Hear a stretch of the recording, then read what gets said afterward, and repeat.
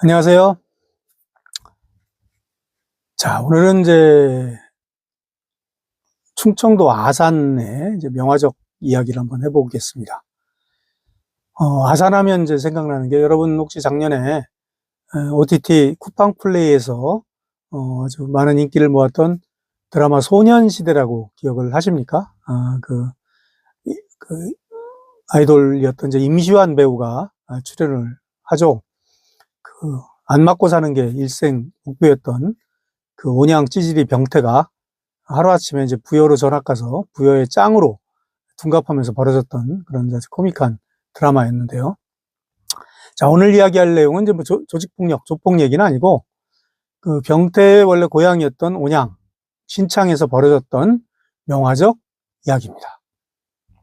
지금 온양, 신창이 다 같이 아산시 소속 행정구역인데요.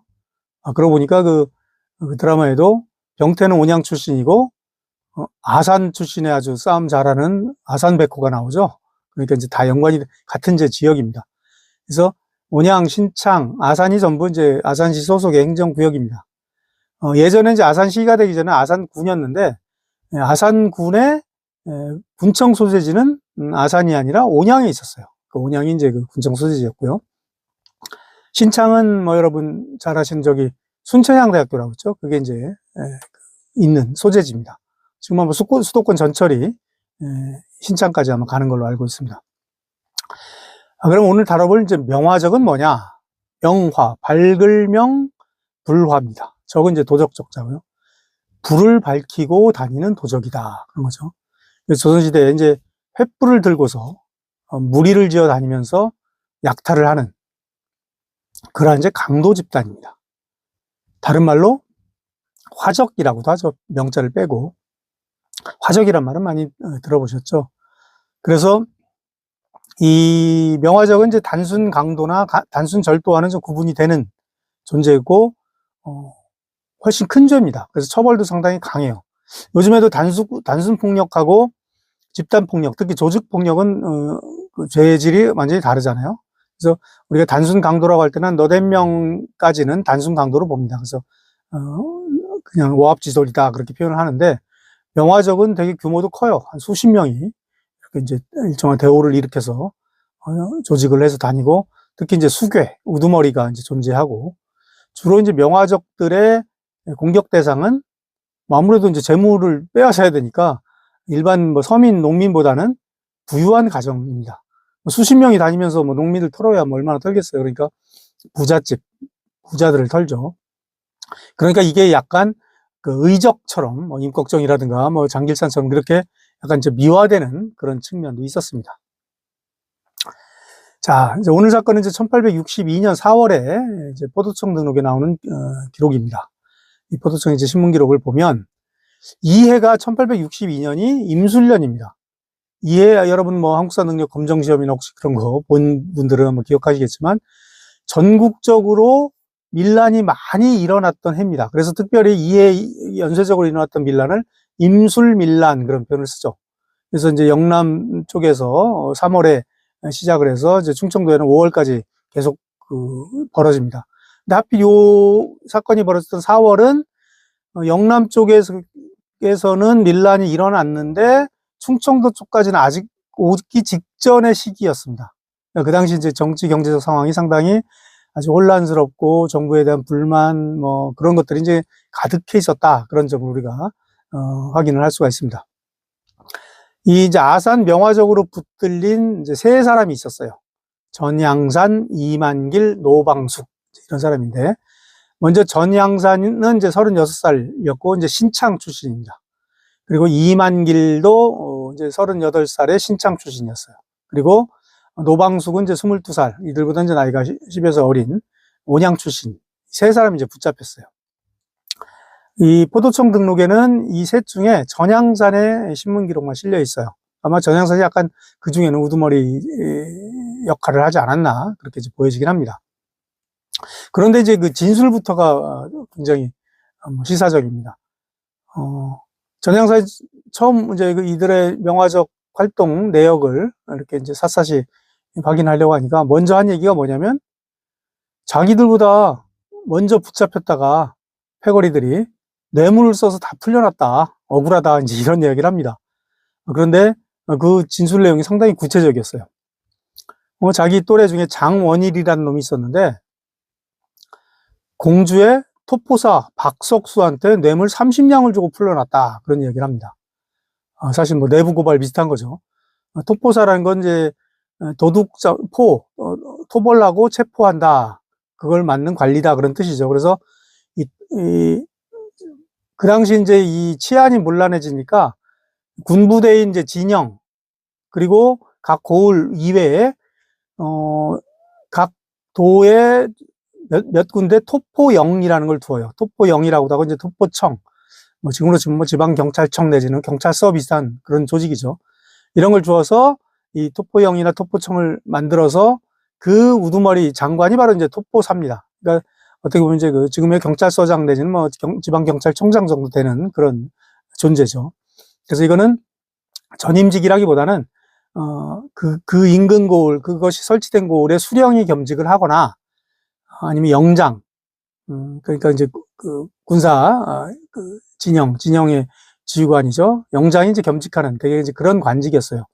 그러니까 공주의 토포사는 아마 공주에도 진영도 있었고, 특히 이제 공주는 가명이었으니까 이제 수령이 따로 뭐 공주가 이제 따로 수령이 있는 경우도 있었지만 거기는 이제 감사가 있었기 때문에 수령이 없는 경우도 있었거든요. 그러니까 아마 공주 지역에 아마 그 뭐 중군이든 영장이든 아니면 뭐 그런 사람이 아마 그런 그 겸직을 하지 않나 싶습니다. 아무튼 구체적으로 사람 이름까지 거명해서 박석수라는 토포사에게 뇌물 30냥을 주고 풀려났다. 그런 진술을 했고요. 장원일에 그친 게 아니라 하득인, 뭐 신귀익 이런 인물들도 역시 토포청에 뇌물 300냥을 주고 풀려났다. 300냥은 뭐 굉장히 규모가 크죠. 앞에 장원일이 주었다는 액수의 10배인데요. 물론 이제 하득인, 신귀익 2명이니까 둘이 나눠 냈다고 하더라도 엄청난 비용이죠. 그러니까 요즘 말로 케바케였던 것 같아요. 케이스 바이 케이스. 공정가가 따로 없고 뇌물을 어떻게 쓰느냐에 따라서 액수가 달라졌던 것 같습니다. 또 유치문이라는 또 명화적 패거리는 역시 토포청에 뇌물 200냥을 주고 풀려났다. 전부 토포사 또는 토포청에 뇌물을 주었다. 그런 진술입니다.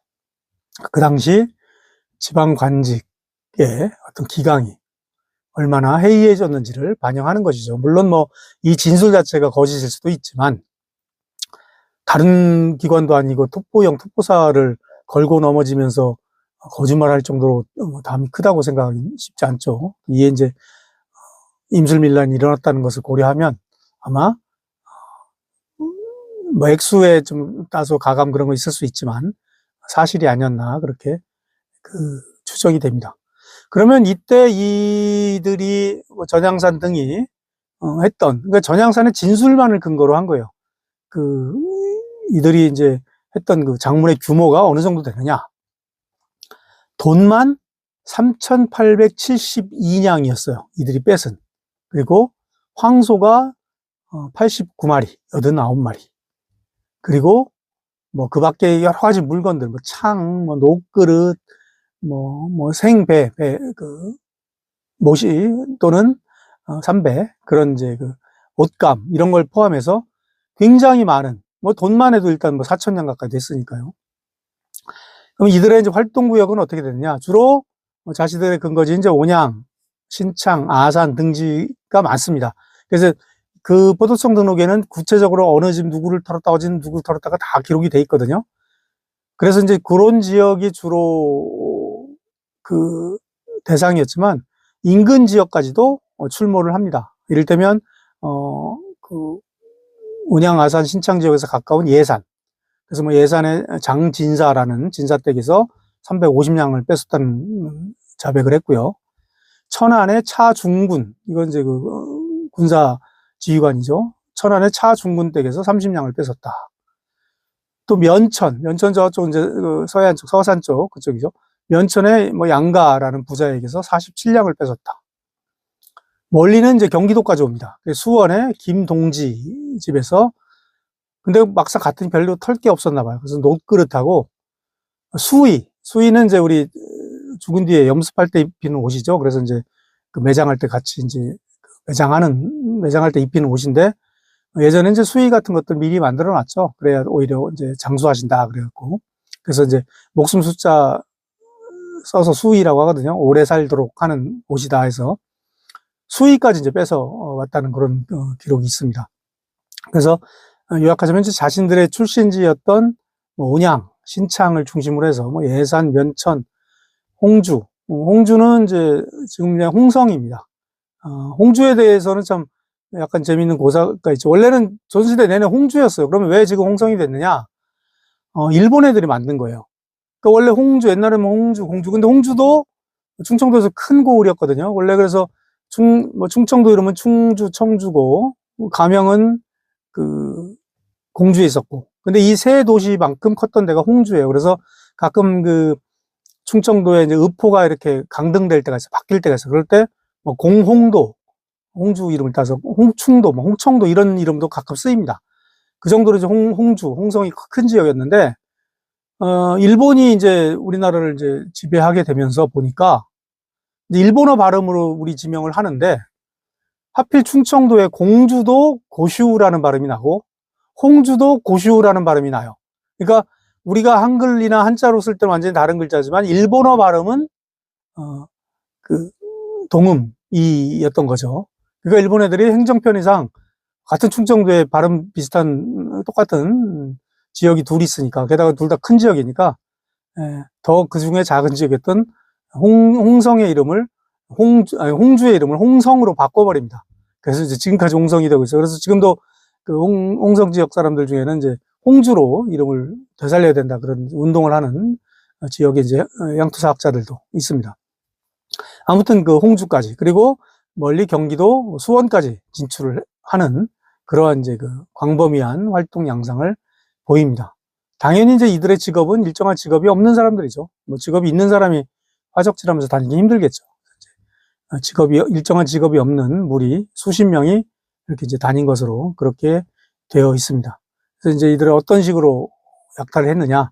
주로 밤에, 깊은 밤에 횃불을 들고, 아무래도 낮에는 뭐 그래도 이제 그 각 지역에 톡포형도 있고, 뭐 포졸들도 있고 하니까.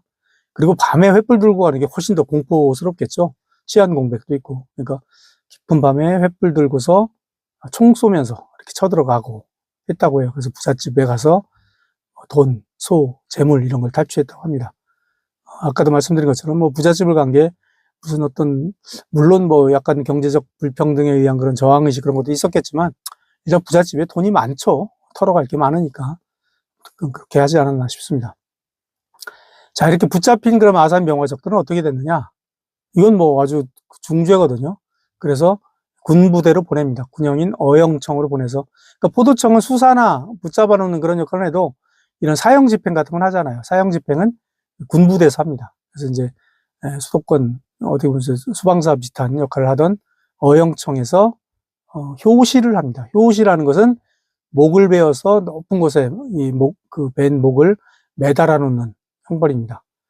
그래서 여러 사람한테 보인다 해서 보일 시자를 쓰는 거죠. 그래서 이제 공포도 주고, 너희들 이제 이런 짓 하면 큰일 난다. 그런 이제 본보기를 보이는 거죠. 일벌백계 그런.